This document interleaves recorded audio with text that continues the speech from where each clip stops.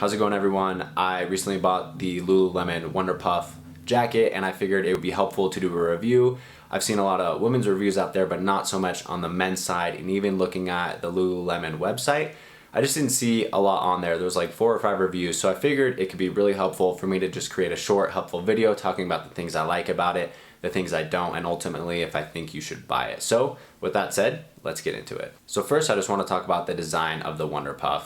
I went with the tech canvas material because it just felt a little bit more durable to me, and on top of that it looks a bit more matte in comparison to the regular material, which is a bit glossy. And for me, I personally prefer the matte look. I think it just looks a little bit better, a little bit higher end, towards that glossy look is, I guess, just very, very common. So I see it a lot on the North Face jackets and even the regular Wunderpuff line. So I just thought this was a little bit different, and that's kind of why I preferred it. Outside of the material being a little bit different on the outside, the measurements and everything is the exact same for this jacket. Now, first thing you'll notice when you put the jacket on is these cufflinks, I guess you could call them, around the wrists, and they're extremely, extremely comfortable. So right away, it feels like you're not wearing a really uncomfortable jacket. It's cozy immediately once you put it on, and it's nice for preventing wind from kind of blowing up your arms as well. Next is the fabric throughout the inside of the jacket. It's just a lot softer than I thought it would be, and it's not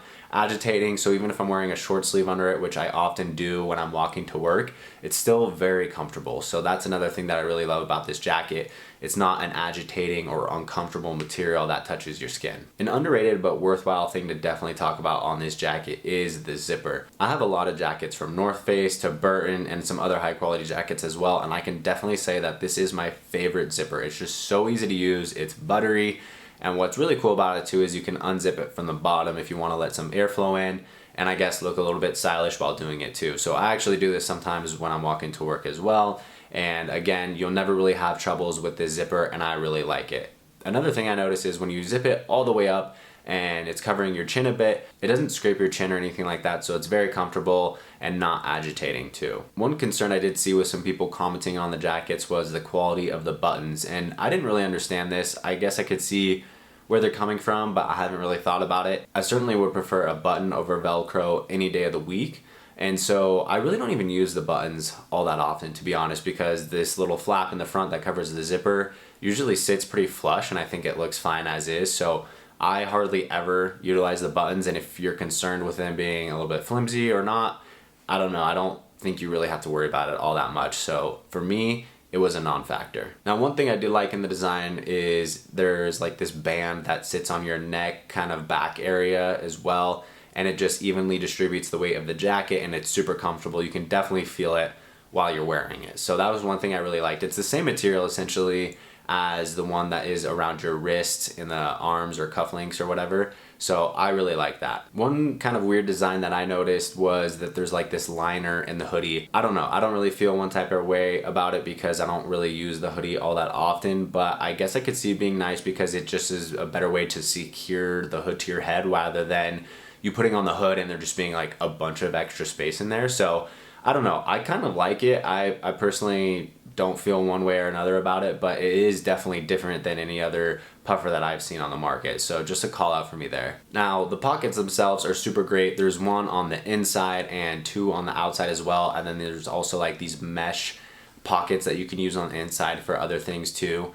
The pockets themselves are super soft, very comfortable. So again, while I'm walking in the cold, it just feels good on the hands and they stay super warm. Now, my biggest criticism that I would have to say with this jacket is, I get it, it's a puffer jacket. It's supposed to look a little bit big, but as I'm wearing it, it just seems like there's a lot of extra space. So I think they could have maybe tapered it just a bit more.